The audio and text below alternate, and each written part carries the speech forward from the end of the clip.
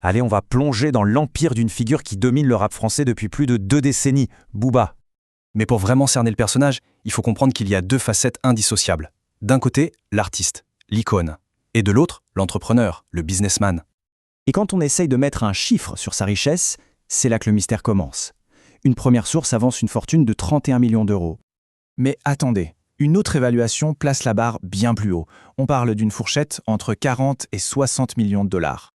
Et puis il y a ce chiffre assez vertigineux, rien que pour l'année 2018, on parle de revenus estimés à près de 58 millions d'euros.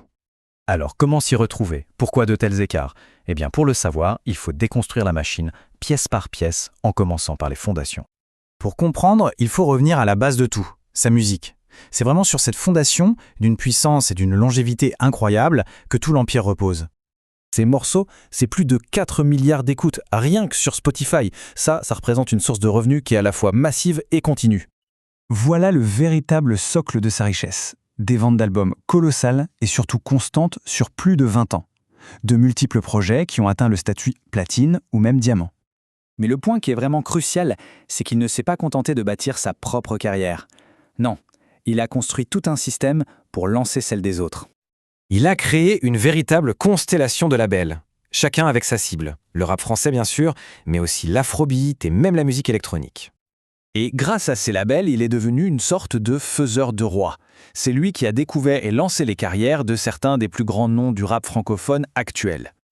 Cependant, cet empire, il est aussi connu pour ses départs, souvent très médiatisés. Ça montre une sorte de dynamique de porte tournante. Les artistes se servent de la plateforme pour exploser avant de tracer leur propre route. Mais la musique et les labels, ce n'est qu'une partie de l'histoire. Booba a ensuite étendu sa marque à des domaines bien au-delà de la musique. Son empire est très varié. Une marque de streetwear à succès, une CUT, son propre whisky, DUC, une plateforme médiatique, OKLM, et il a même investi dans des technologies comme les NFT. Plus récemment, il a mené une guerre très publique contre ceux qu'il appelle les influx-voleurs. Et au lieu de juste critiquer, il a monté sa propre agence, Starting Block, pour promouvoir ce qu'il considère être une influence éthique. Il a aussi été un pionnier dans la musique française en utilisant les NFT. Il a vendu des sortes d'objets de collection numériques qui donnaient un accès exclusif à un nouveau morceau et à son clip. Résultat, près de 600 000 € en une seule semaine.